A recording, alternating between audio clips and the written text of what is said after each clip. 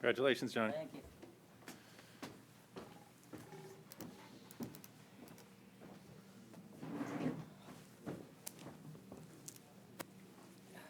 You want water, Johnny? Is there one up there? Okay. Thank you.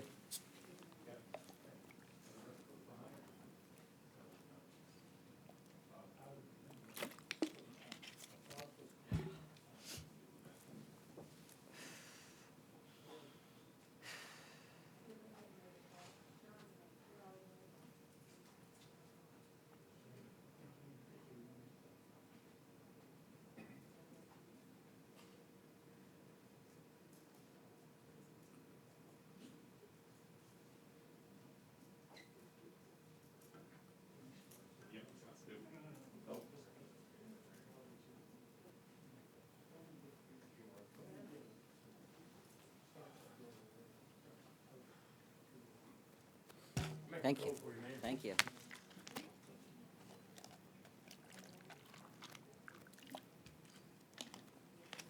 What did you think of the fractions, John? About where you wanted them? I'm sorry? Were the fractions about where you wanted them? Yeah, I mean, I was comfortable with the way he was doing things, so, Yeah. yeah. John, we didn't see a whole lot of horses go gate to wire this weekend. Was that in your head at all, or did you just know it would? I'm sorry? We didn't see a whole lot of horses go gate to wire this weekend. Was that a concern on any level with you? Or? I mean, I was absolutely, you know, and it's always the concern that you let the horse do way too much in the first part of the race. You like to save some ground, you know, a little bit of ground and save some horse for the end. You know, but Bob was pretty certain the horse was ready today. You know, let him do his things, and then around the turn, to let him kind of get loose where he was comfortable, and then I waited until the horses came right next to him to make sure that I got after him, and he responded right away. So Bob kept telling me, just make sure you save that eighth of a mile. I want that eighth of a mile. and switch your whip left-handed. That's what he said. I want you to hit left-handed. And he responded right away. Did Tizzle put a head in front? No, he got head and head with me. He never passed him, yeah. Okay. We'll get to Johnny more in a couple minutes. We're going to give Bob another minute to make it, and then we're going to start with a toast, and then we'll get to more questions.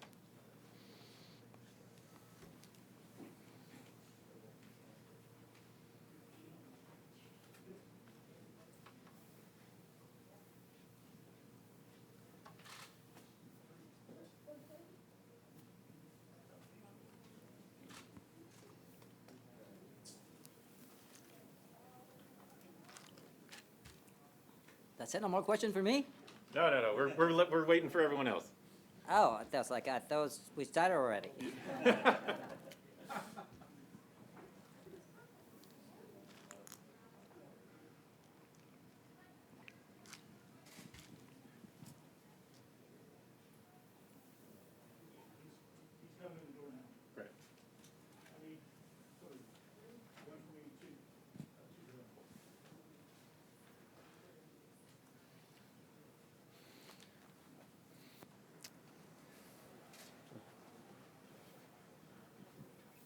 Gonna do a toast, John? Of course. Okay. Bob just got here.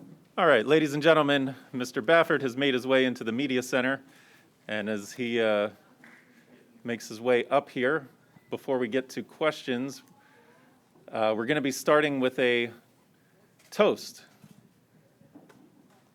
to the winning connections, led by Churchill Downs track president Kevin Flannery. So stand by for that as soon as Bob and company make their way up here.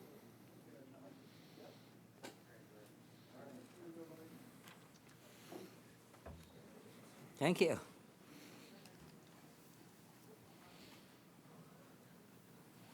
you go. Bob, imagine seeing you here. All right, Kevin Flannery. All right, Bob, John, welcome. Congratulations once again. It's a position y'all have been in many times before. Got a mint julep celebrating your victory in the 146th running of the Kentucky Derby presented by Woodford Reserve. Congratulations, gentlemen. Thank you. Thank you. Cheers. Cheers. You know what? This is the first time I ever tasted one. Tastes pretty good. Yes, they Tastes are. better after 6. Oh, All right. I need that. And now on to the matter at hand. Bob, congratulations to you, your 6th Kentucky Derby win, tying Ben Jones. John, your 3rd, congratulations. Thank you. We heard a little bit from Johnny about his trip. Bob, if you would, just take us through the race. Well, I mean, I had so many emotions running through my mind with Jimmy not being able to, we couldn't get the saddle on the horse. The horse got angry. We knew he can be a problem. We were trying to saddle him on the walk. And then when he got mad, he went up and Jimmy lost, and Jimmy landed on his arm. He had a broken arm. They had to scratch the horse because he fell on his side. The horse was okay. He didn't have any scratch. But once they do that, it's automatic scratch, and it's very unfortunate for the poor owners that were so excited, the Alball family, and so, but watching the race, the whole key to the race was, like I was saying, we planned this out of Jeff Ruby's the last couple nights, so, and we were watching. The break was going to be the whole key, to get away from there, and we knew we talked about what horses were going to be where. And that's one thing, when you've been in this game long enough, and a guy like Johnny, a top, world-class jockey like Johnny, is that we sort of know how it's going to play out. He knows, they know how jockeys ride. We know how everything works.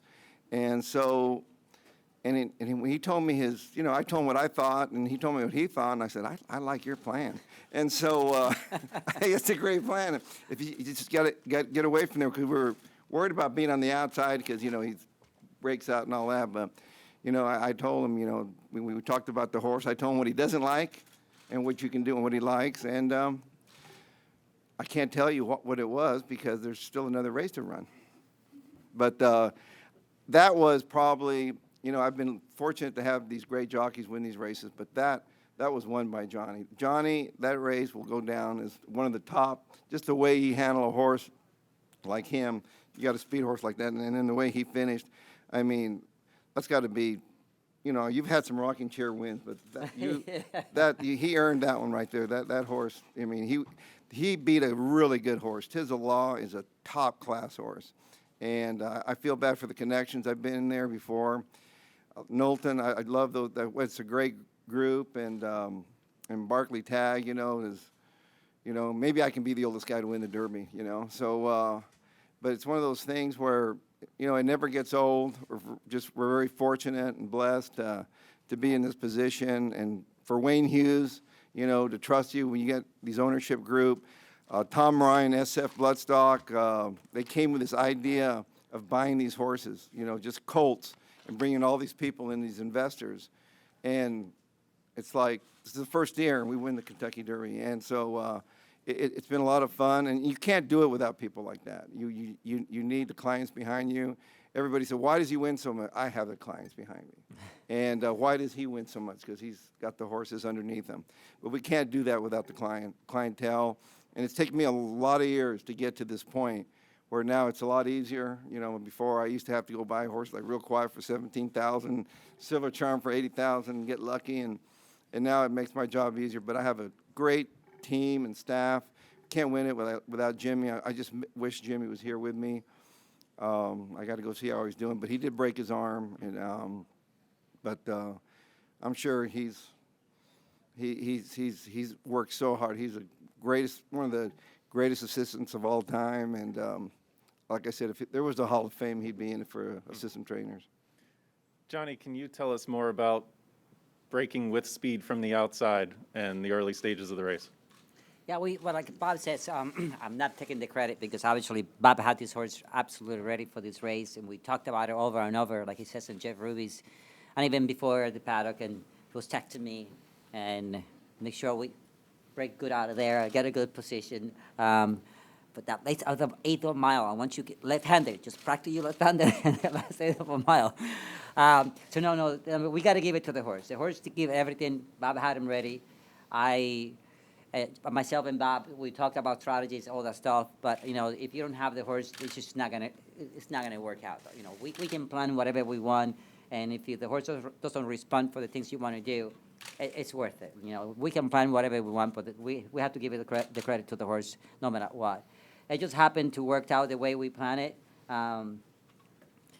We thought from the outside we might break a little slow, but we wanted to make sure we let him run out of there and get a position. And by the time we get to the first turn, I know he was going to be on the lead anyway. But I wanted to do it gradually. I didn't want to just go from break a little slow to go to the lead right away. So I kind of, held him little by little, and I didn't let him go to the lead until we got to the turn. And once he got to the turn, he settled well. I had a nice hold of him and make sure that he didn't overuse the first part of the race. And after that, I was comfortable, man. And he let me do whatever I wanted to do with him. So very proud of the horse and for the whole connections, obviously. Jamie, we're very sorry that he's not here. They worked so hard to be here and be part of it. So very glad that, we got it for him as well. And Johnny, there was a perception that in the last race that he got a little bit leg weary in the Haskell. I know you weren't aboard for that race, but can you talk about now the stretch run, the final 16th, how he finished? Yeah, I mean, I heard all of that, though. People say it's like, the Haskell, he definitely can't go that far. The Malakota is going to be very far for him. But I was very confident. I got a good trainer, man. I was like, I'm going with a good trainer, a good horse. You got to be confident. And like Bob said, we talked about it earlier. Just make sure you hit left-handed. Make sure he gets his attention, and he responded. That's it. That's all you ask for a horse. That when you get after him and they give you everything they can, and he did. I mean, he responded every time I asked him for more, he get more. And what a feeling! See, right here, What a feeling I had. when Manny Franco looked back, I go, I didn't like that. That means the horse, he's got a lot of horse, and when they came up, Well, Bob, I at that point I know it was him. I was like, well, now it's going to be a race between him and I, and let's see who has more. I waited until he got right next to me, and when I went left-handed, man, this horse responded so good. I was like, oh yeah, come and get me. I told him, see, if Mike Smith, he's lucky Mike Smith was just chirping to him and didn't know he had earplugs in his ears into Haskell. If he would have hit him left-handed, Mike would have been right I into wouldn't be there. on him. I wouldn't be on him. Oh, and Bob, can you elaborate on the fight that he showed today? You know what, that horse, he's, we were getting him ready. I mean, Drain Van Dyke, earlier he got him ready, and he always said he was the best one. He was coming around, and all of a sudden, then we came with Nadal, and then we came with Charlatan. And then I stopped on him when the Derby was postponed. I put him away because he was a mayfoal. He was late, so for 2 weeks, just did nothing with him. He was just walking. And then all of a sudden, they said, okay, we're going to be back in action for Santa Anita Derby. So I didn't do too much with him because I thought, well, I think he'll win that. I think he'll just gallop around there, and I know it's. But John Sheriff's, he had his horse ready, and he wasn't ready, and he broke out. He had a rough trip. We learned a lot about him that day, and he got tired. And so it was, I got out-trained. I didn't have him ready for that. So I just regrouped, told the group, look, we're okay. We're going to go to the Haskell, and we'll run him there. And he shipped well, and he won that. And it looked like, I knew he could run, because Jimmy said when he came back to the Haskell, he wasn't blowing, he wasn't tired, like he was at the Santa Anita Derby. And that race, I had a lot of time to freshen him. And it made a big difference, that's Gamine. I could tell Gamine she wasn't as sharp as she usually is yesterday, and sometimes those races close together, took a little edge off of her, and that was disappointing. But it's one of those things where, you go by gut feeling, but and when you've been here so many times, you can't come. You have to come here 100% prepared, and your horse has to be just right on the money. And 1,000 words. He was right on the money. It's a shame because I think he could have been up there close also. But like I said, I cannot believe I'm sitting up here because I know I have so much respect for Tizelaw. I mean, he's a horse that looked like he was, had Triple Crown, ridden. And, if he would have won this race, he deserved it because he's a good horse. But authentic, he showed, he only lost one time, And it was just it was a tough race, but I know why he got beat. It was my fault. I got him beat that day. Questions? Go ahead, Pat Forty. Bob, can you describe what this year has been like for you?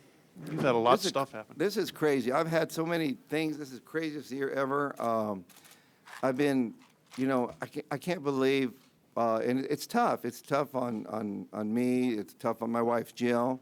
The ups and downs we have, we had the going in May, we had four. I had four. I had all these horses. We go to Oaklawn, Charlatan. We've got Nadal.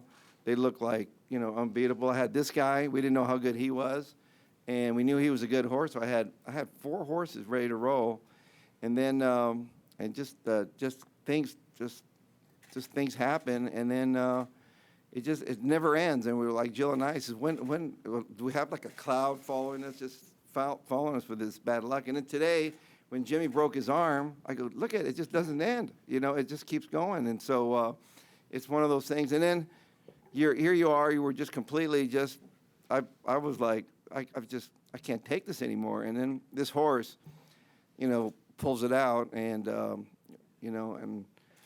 told Johnny and the horse, just do it for Jimmy, and so this has been it's been a roller coaster year, but thankfully it's the love of the horses that keeps me going. They're the best therapy a human can have, and I love being around them. Tim Sullivan.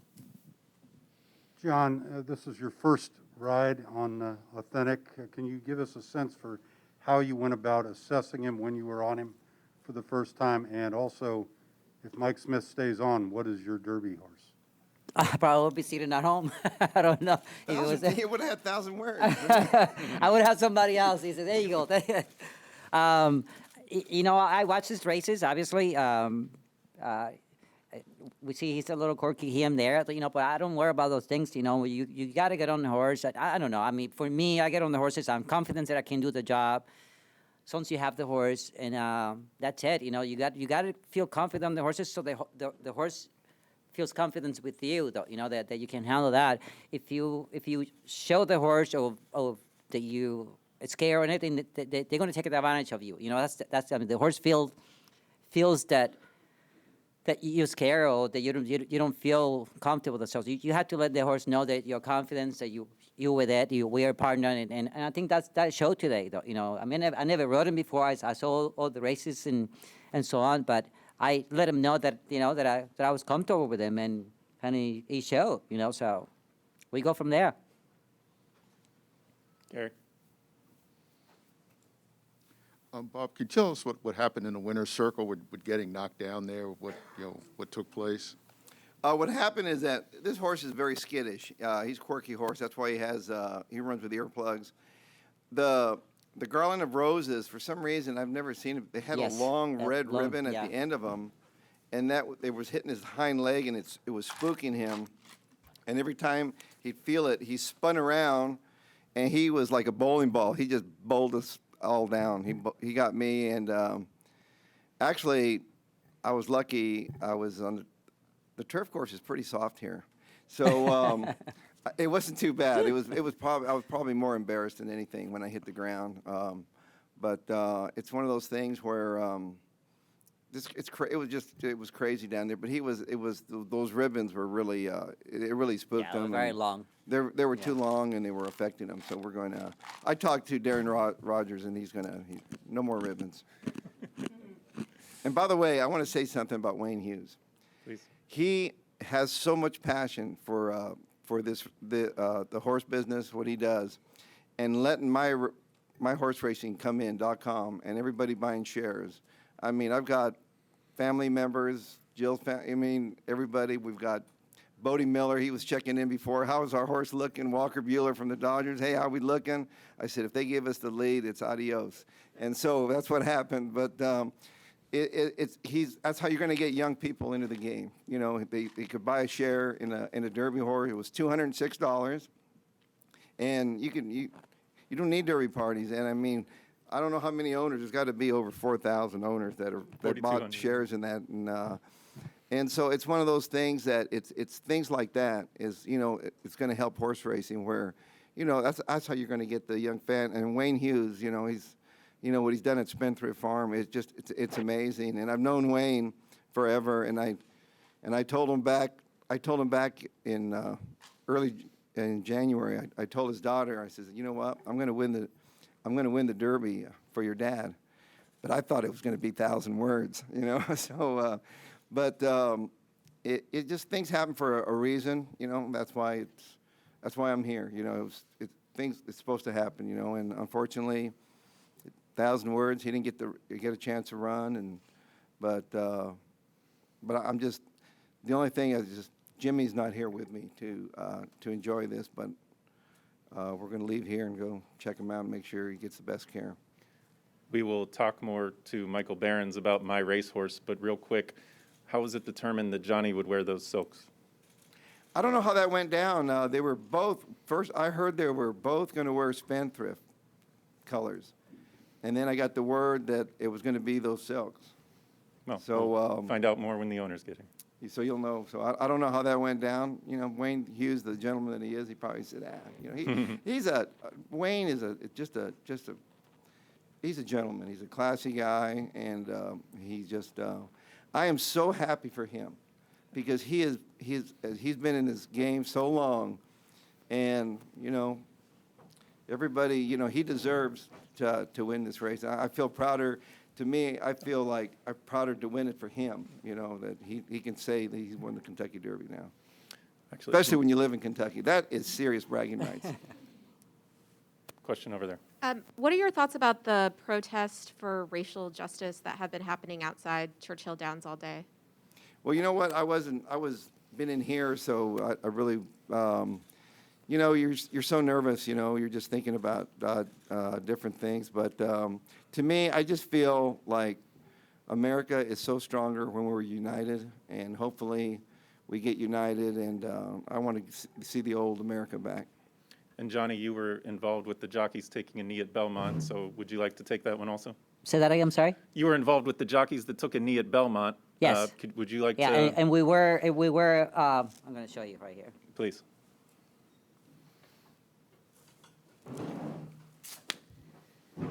Equality for all. I think we believe that if you, we have equality for everybody, we won't be in the mess that we have right now, though. Really, though. And I think people have to look inside and be more peaceful. Obviously, we believe that humans needs to take care of one another, though. I think it's just equality for everybody will make the world much better. But it goes the same way to when things are going wrong or somebody makes a mistake, there's a by the law and everything, you need to be held accountable, definitely, So I think justice for everybody should be equally, and we'll be much better and a better place. Thank you. Well put. And did all the riders in the race wear that? Is that Most of the guys were though, yeah. very good? Yes, ma'am. You had a question? Hello, Mr. Baffert. This is win number 6, which means you have tied the record. How does that make you feel for the most Derby wins? Well, I mean, like I said, I know it's a great accomplishment, but I'm here because of the clientele, the hard work that's put in, people that around me. I surround myself with really great people, and it's fun. I enjoy working. I got a beautiful wife that when I feel a little bit down, Jill keeps me up, and to me, I was more happy for Jill winning this because she has to endure the pain that I have to go through, especially this year. It's the craziness that I've had to gone up and down what's happened, and she's right there. She's my rock, and to me, that's more important that number 6 could be. They're so tough to win these races, but this one they're more enjoyable when you think going in. I don't know if I can win this or not because I really thought Tis the Law was unbeatable, and I thought I have a good horse, but we're stuck way on the outside, and It worked out better. I got this It worked older out better. jockey here, and I don't know what's going to go on here. So, you know, it's one of those things that it was meant to happen, and so, and back in the day, it's different times, but right now, I just feel fortunate, Shannon, that you know, that I just won the Kentucky Derby. What do you think your parents are thinking up above watching? Well, that's the thing about it. My parents, they're, you know, the good thing about that, they were here. They got to share some of those wins with me, and that made them so proud. Unfortunately, they weren't around for American Pharoah. I wish they could have seen that, but I think about them all the time, and it's a very. That's why I get very emotional. I think about them, my family members, Jill and her family. You know, we're a close knit family. You know, and that's what needs to happen in America. We used to be a close knit family, and we need to get back to that. Alicia Hughes. This question is for Johnny. Johnny, where would you rank this ride against the best rides of your career? I didn't hear the question. I said, where would you rank this ride among the best rides of your career? What do I rate this ride today? This ride today. I don't know. I hate to, you know, to do those things like that. I give the credit to the horse, really. You know, it's just, you know, we plan, and like I said, if you don't have the horse underneath of you, it's just, you can't do anything. You know, we planned really well, and I thought everything that I planned today, and I told Bob, even that we're going to get to the lead, I'm not going to go into the rail. I want to see everybody outside of me, and let him do those things. And I waited. I know the horse to beat, it was Tasty Law. I waited until I saw that white face next to me, and then, okay, now we're going. And I was hoping that my horse, responded for the things I wanted to do. And like I said before, Bob said to me, so make sure you get that left-handed, you know. And as soon as I got after him, he responded really good. And it's a great feeling to have when you ask your horse for more, and he gave you everything you can, you know. So very proud of the horse. Frank Angst. You should have said the older you get, the greater the wins. Oh, Right? yeah, that's true. It is true. I mean, it gets better. Bob, with everything going on with the COVID protocols, can you compare this week and this day to previous times you've been here? Just how different was it? Yeah, I mean, well, you know, we've been in California. It's been crazy. We were lucky to even be racing in California, and so when we got here, it's you see the city is just completely how quiet, and this is a time where the city where everybody is just flourishing and waiting for the Derby, and it's just very I feel bad for everybody. You know, there's a lot of frustration going on here, and it's supposed to be fun, but you know, I feel their pain. You know, I feel for them, and that's why it's really hard to, you know, I know we won the Derby and all that, but there's a lot of people out there that are just, you know, suffering and all that. So that's why it's very humbling for me to win this race during this time, because, you know, America, it's just crazy out there. And every day we wake up, like, I'm like everybody else. Is this really happening? And, you know, I'd love to be up here pounding my chest because I won 6, but I feel for everybody in the city, because this is where everybody, they have a chance to, you know, it's supposed to be a happy time, the Derby, and especially in Louisville, and it's not. So it's pretty, you know, it's sort of a very strange, weird, you know, feeling. 2020. We're going to remember this. Cannot wait till 2020 is over. Bob, why did you tell John to hit him left-handed? This horse, when he ran, I think the 2 races back, he, I don't know what race that was. It was the Sham or one of those races. I don't know what race it was. It was, but he saw something, and when he hits the stretch, he starts looking at everything, and he almost hit the rail. And Drain Van Dyke rode him, and he said, and Drain said, I should have gone after him left-handed to keep his mind on it. And I told Mike, when you straighten out at the Haskell, you have to hit him left-handed, just tap him left-handed, just to make sure you keep his mind, because he'll shut it down on you. And Mike said, well, when he cut away from New York traffic, he said, I just left that horse, so I was just smooching to him, and he didn't know he had earplugs in him. And so, but But you have to keep his mind, as you saw what he did in the winter circle. He's looking at everything. He was he saw the ribbon on that thing. He's a little flighty. He can be a little tough. That's why we kept we kept him when I saddled him. We kept him in the stall there. So because he's a gentle horse, but he's a little high strung, and that's why. And that was the sham that Bob was referring to when Drayden was aboard and they were well clear in the stretch and he ducked in. Yeah, he was just everywhere. John, it seemed like you had to take a minute to kind of grasp this win after the finish. I guess how surprising was it for you, and how does this rank maybe among some of your other Derby wins? How surprised this was for me, you said? Obviously, very surprised. I mean, so like every win, I mean, obviously, Bob was talking about Tis the Law. I mean, I think as whole about that horse, and when you have a horse on native view and fight so much, to win the race, it's incredible. So, I mean, it doesn't get old for me. I mean, the emotions gets there, the proud of the horse, proud of the race, that everything come back good, and at least on our end with this horse. It's incredible. I mean, the feeling that you get with it, and I mean, it doesn't get old. Any other I would Sure. have been happy with second. I'm telling you, I came in here, I just wanted I want him, as a trainer, all you want your horse to show up. You want him to run to the best capability. And when they turn for home, we just want something to be able to cheer for. There's nothing worse feeling for, like a jockey. They turn for home and they're not running, and you're thinking, I thought he was doing better than that, whatever. But when he turned for home and he hooked up, and I was waiting for Tis the Law to go by him. And just like was justified, when Good Magic came up to him, I thought, and they just turn loose. But these good horses, they just find, they have such a will to win. And that horse, he just dug deep, and you got the best jockey in the world on him. So, he got him there, and like, I'd love to take credit for it, but Johnny, I give him the big W there. Yeah, I can't take the credit either. I give it to you on the horse. Any other questions? Having me. Thank you for having me aboard.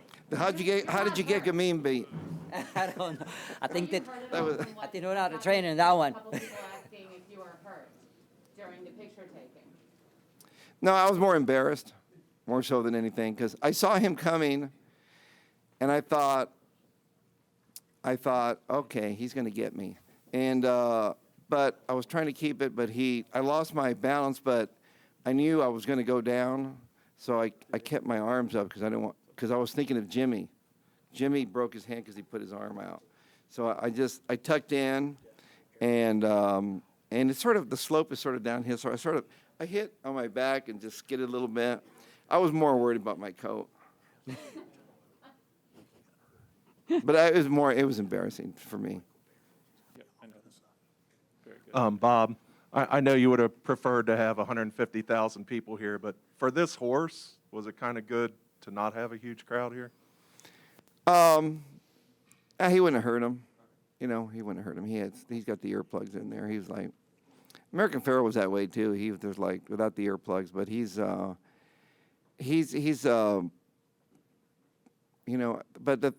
just getting better and better, this horse, and like I said, he's a late May foal, and the clientele that I have, the owners, they let me, I told them I was going to just give him the time off, and that really helped, that I stopped on him, let him grow up a little bit, because he was so immature. But we saw the run early in the year, but I've never been so loaded back in February, thinking like I had this, and everybody kept telling, and I said, things just started going haywire, and so now to be able to pull it off with this horse, it was like it's an unbelievable feeling. So it makes me appreciate it more so than I feel like I just won my first Derby. That's what it makes me feel like. We Me have too. We have a presentation from Longines for you guys. I'm sure you, Bob, probably need another Longines watch at this point. This is a really good drink, by the way. For a man who doesn't I try not to drink it I because I'll don't be drink, drunk. but I right like this away. drink. I'm telling you what. Johnny, before we go, some of the media weren't able to see the band. Would you mind showing off the Equality for All band one more time? Sure.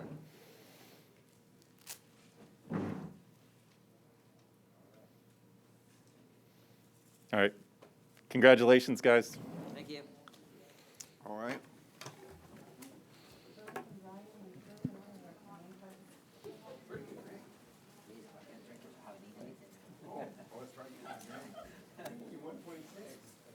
Yeah, no, but I only had the sandwich is money, like 11 Hey, oh, hey, Shannon, Jim Mulvihill. Hi, Jim, nice to meet you. Nice to meet you as well. Thanks for your questions. Off the clock right now, but No, no more guitar, keep going.